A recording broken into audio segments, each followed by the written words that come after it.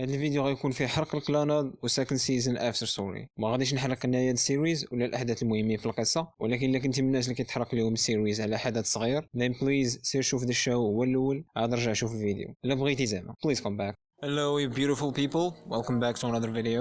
I hope you're doing well. Now here's the thing, okay, hold your fucking horses. This is not going to be a hyped ass video. Now I'm not going to scream for 10 minutes. Okay, I've only made this video just to appreciate this show that I actually liked and hopefully encourage you to watch it as well. Why not?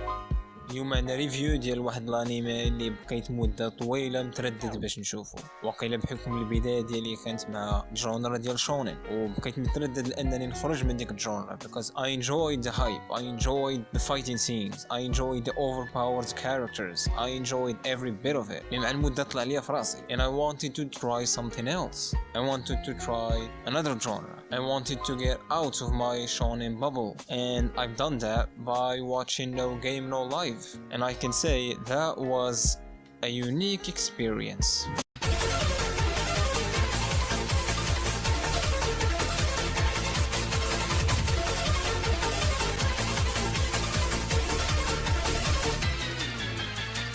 Okay, ندوزو للانيم اللي مفروض ندوزو عليه.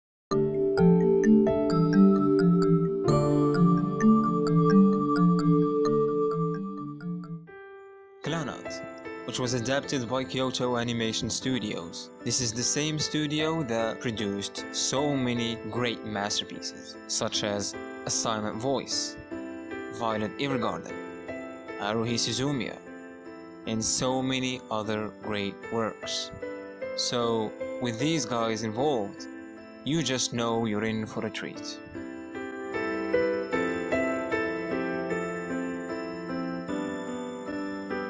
At the first glance at Clannad, you might think that this is a generic high school romance anime. You have a main male protagonist, which is in this case Tomoya Okazaki, who is resentful about his life, bored of everything, hates his dad. His mom died in a car accident when he was a little child. Tomoya meets Nagisa. He later on finds himself surrounded with a group of females with different characteristics, personalities, and of course, a shit ton of problems. Tomoya takes it upon himself to help solve their problems so that everyone becomes happy.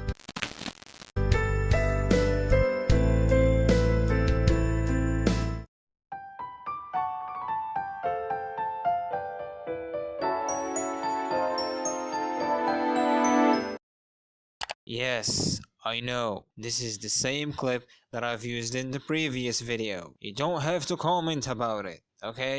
Jesus, what do you want from me? Let's start with my girl, Fuko, a young 17-year-old girl, kawaii as fuck, I know. She's weirdly obsessed with starfish in a way that makes me feel things. Fuko is on a mission, which is to make starfish and give them to students in a form of an invitation to her sister's wedding. But the problem is, as time passes, people seem to forget about Fuko and the starfish she gave them, like she never met them, or even existed. Next up is Tomoyo, a hot ice-cold Karen girl that kicks so much ass it's absolutely ridiculous. She was also a leader of a gang in the past. Even though Tomoyo might slap the black out of me, her dream is to become student council president, so she can protect some nearby sakura trees. The only problem is that no matter what she does, her past always looks like it might stand between her and her noble plans. Next up is the twin, Kyo and Rio.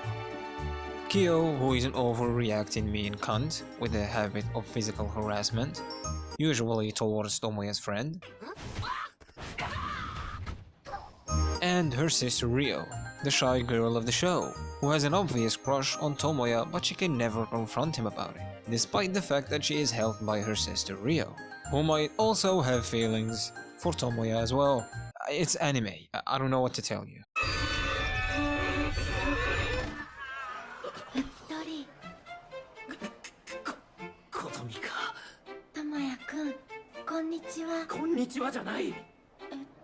Next up, we have Kotomi, an extremely quiet, smart, sophisticated girl who can't socialize to save her own fucking life. That's when she meets Tomoya. He helps her get out of her bubble and subsequently becomes her first ever friend.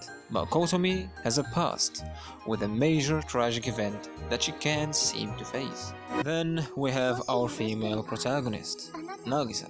She might not look or act like it, but Nagisa is older than the rest of the characters.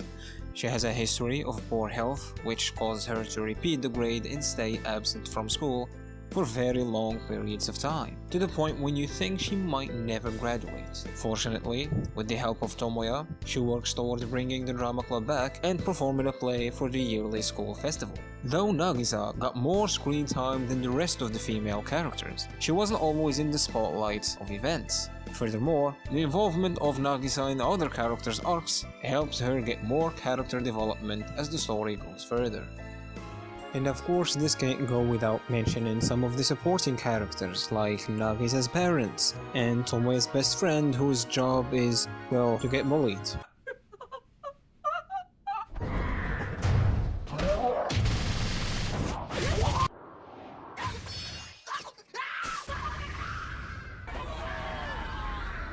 I know what you're thinking. But this still looks like a typical romantic series with the fake man. And you're almost right, until we get into the second season, which in my opinion made the entire experience bloody worth it.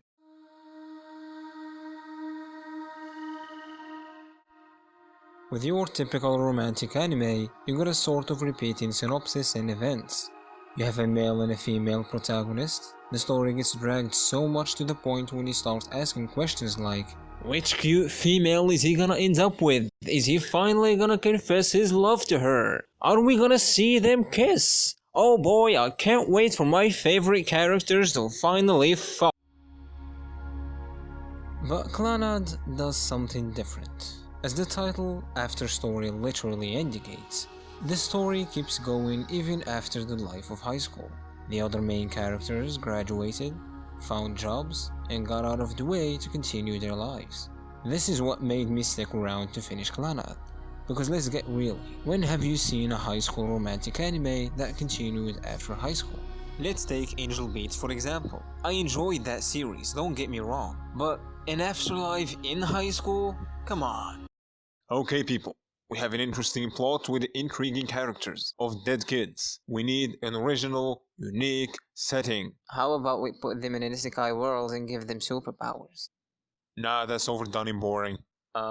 Let's put them back into high school again? Yes!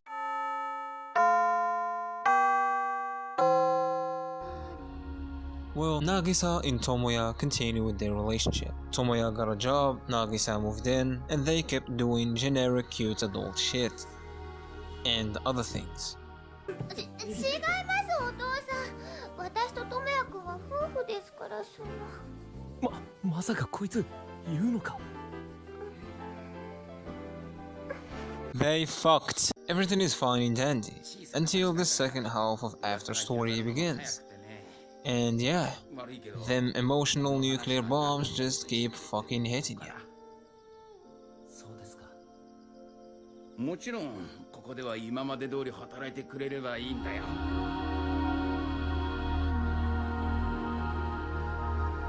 For most anime viewers, the music is a crucial aspect to whether the show is perfect or not.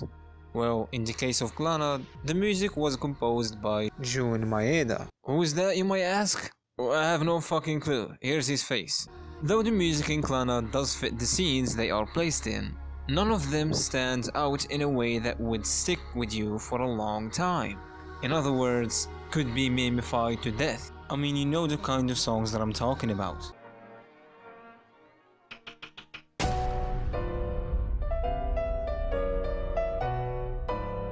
But there are two songs that I can say they are an exception. The Girl's Fantasy, which is usually played in the emotional scenes of the series, and this.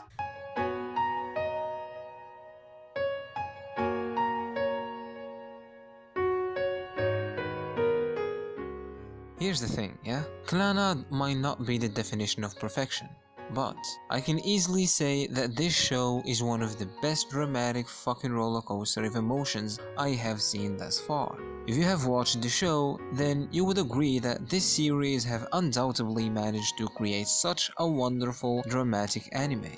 And it did so in a unique way that made us so invested in the characters and their relationships. We watched Tomoya grow up from being a lazy ass loser to become an actual adult that people can rely on. We witnessed Nagisa become, well, let's just not talk about that. So, was Clannad a good anime? Fuck yes, 10 out of 10, best anime ever. Well, that's it for this video. I hope you guys enjoyed it. Leave a comment down below about the show, about the video, whether you liked it or not, your opinions. I would like to read them. I won't read them.